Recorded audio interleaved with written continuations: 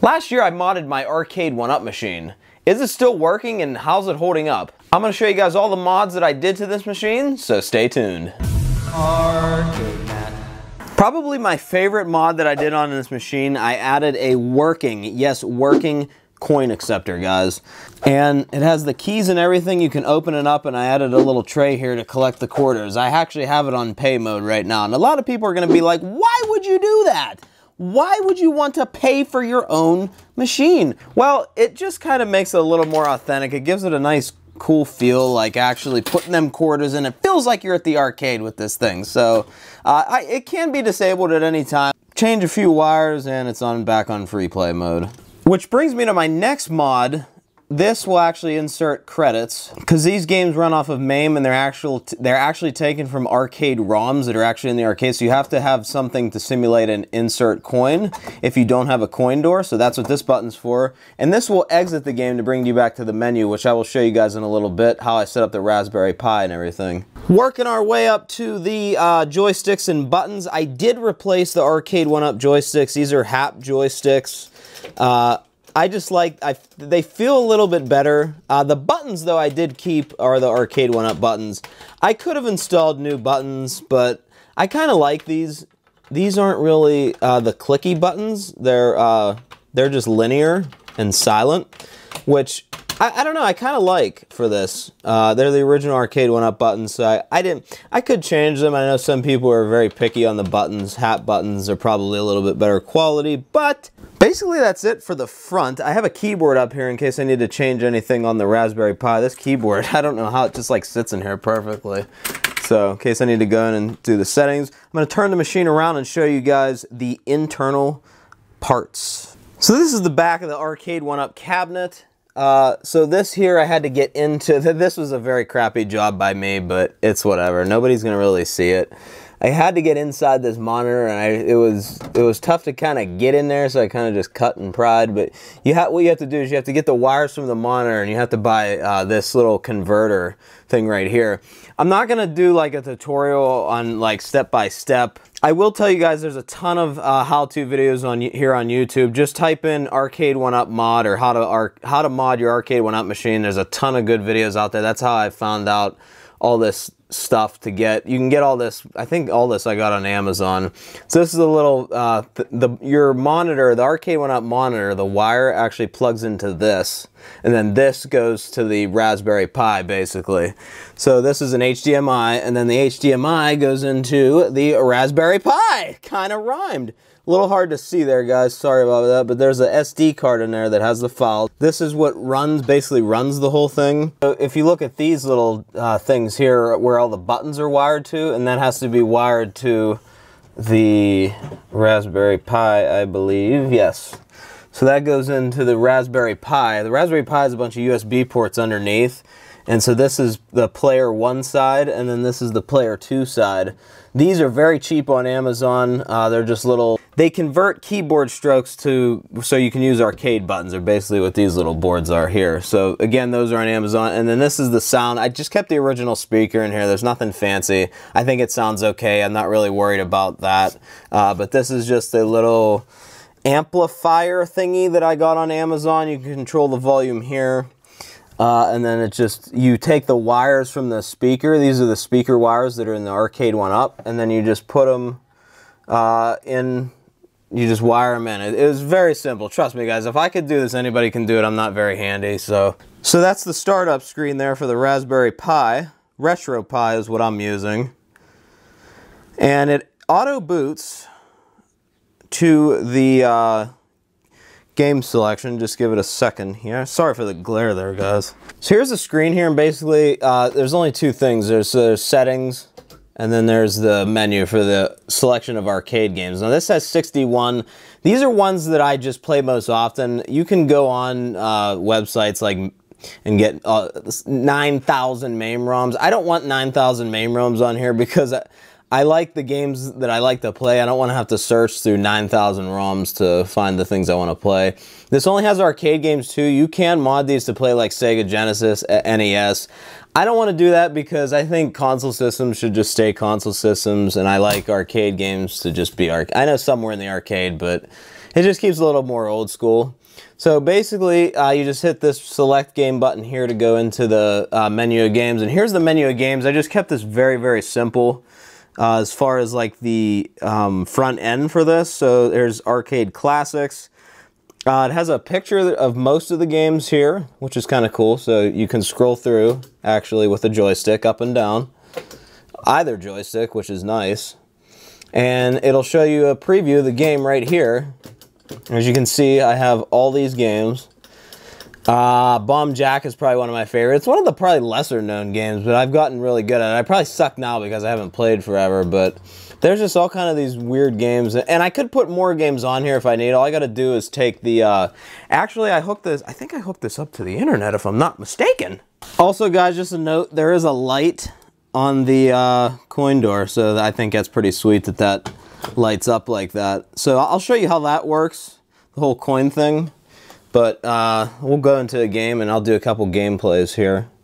I actually can't remember if I did this or not, but I know there is a way to put the extra games on here if you want through your internet connection. I think I have that set up, but I can't remember even how to do it. But it's just something I'd have to look up. You can do it through Wi-Fi, through the Raspberry Pi, depending on your Raspberry Pi, which is nice. So I don't have to take the SD card out and put it in my computer and then open the backup and put it in. There is a way to do that on here. And I think that's what I did, but I haven't really added games, so these are the ones that I kind of play the most here. But as far as the coin thing, I want to show you guys how the coin mech works for these. So say I want to play, we'll do Frogger. Frogger is a classic, man. So we're going to go play some Frogger. I hit my button here to select the game that you want to play. I have it just with a label here, pretty easy. It's just this red button here. That'll go into the game. Just give it a second to load. And once you're in the game is when you put the coin in, and you'll see here. So this is just how it would be in an arcade. Sorry for the little bit of glare there, doing the best I can. It's like really sunny here today in Pittsburgh. It's never sunny, guys, here in Pittsburgh, and we get the one sunny day and it's just causing all this glare. But so as you can see here, it says, you know, credits 0, and this is exactly what you see in the legit arcade old school cabinets here. It's the exact same ROM, same game. So credit 0. Now if I push this, this would be my normal free credit button. I just have it disabled. I just took the wires out of this and just wired it to the coin mech. If I want it on free play, I just pop the 2 wires out and put it back on the button. It is literally that simple. So here we go. I'm going to show you guys. I'm going to put a coin in, and you can change the price per play too, which is pretty neat. So that's why I have the keyboard. If I hit tab, it brings me to this menu, and you can change all kind of stuff. So the dip switches for this game are like what you would change on the actual circuit board in a real Frogger game. So if I hit, I think it's enter. Yeah, so I could change the lives in Frogger. Check this out. You can do 5 lives, or 7 lives, or 256 freaking lives. What? You'll be there all day, man. So I have it on 3, keep it challenging. And then here's your coinage. So this is how you would change it if you owned an actual old school Frogger machine.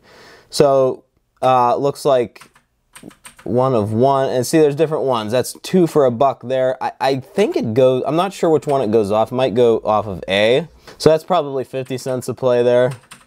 2 coins, 1 play. You can see it made the noise and a credit is added. I just think it makes it a little more authentic. I know people are gonna be like, why would you want to pay to play your own machine, you dork? It just makes it, it's got a really cool authentic feel. And like I said, I can change it back at any time. And I think it looks cool on the front. Now to start the game, you're just using player 1 or player 2. So if I want 2 players, I would hit this and it would load 2 players. I'm just gonna do 1 here. And now we're playing Frogger, guys, with the joystick. Just like you would in the arcade. It's gonna be tough to play and film at the same time, and I drowned my frog. That's not good. Don't drown your frog, guys. You can also change the volume on this. You have to do that by going in the back. I'm actually going to turn that up a little bit. It's a little low. So the volume is just this remember, you have to use the amplifier. Because we're not using the Arcade1UP internals. We're using this whole separate thing. So that's where, like, see your audio. This is my audio cable here, this green wire. And it just goes from here all the way into here. So it's basically like its own little computer is this thing. So you can see that gets pretty loud. See, that's really loud now. I think it works great. You know, I didn't feel like changing the internal speaker. I think it sounds good. I think it's got a nice, like, classy sound. Could have went with like surround sound or something insane, but I didn't feel like doing that. There we go, nice. But that's really loud.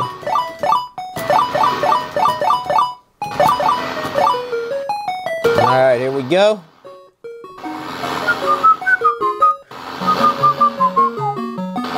The one on the end's always the hardest. Yeah, see, I missed it. Oh, got another one. Oh no, we got ran over. And it's game over. This will actually save your scores as well, which is neat. As you notice, the high score is 13,290. This saves, and that's configured with whatever MAME program you're using. You can have it save actually high scores, and that is done using highscore.dat. In the, it's a little techie, but again, you can look it up on YouTube on how to do it. It's not that hard if you look it up and find a really good tutorial to do it. That's what's neat. Even when I power it down, it will save the high score, so I can exit out. Just go down here, this button that I installed here, and hit exit game. You can see it'll exit out, and it'll fade to the game selection menu. So Bomb Jack's one of my favorites, so I'm gonna go and select this game. Again, hitting select, it'll load it up. Now see, these are all my high scores. These are from years ago, so they have saved for years, which is neat. And again, if I want to load a credit, there it is. And then to start, I just hit player 1. And it's very, very loud.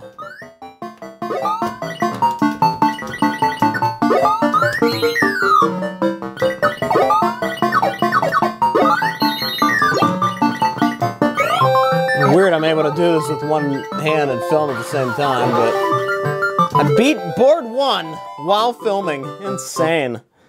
And then you can exit the game at any time. Like, you don't have to, if I just want to exit out early, I could just hit the exit button. So that's my modded Arcade1UP machine, still holding up great after over a year of having this machine. Let me know your thoughts in the comments, guys, of all the mods that I did, and also let me know in the comments your favorite arcade game. Arcademat.com is some plush and prizes for sale, and like we always say, thanks for watching.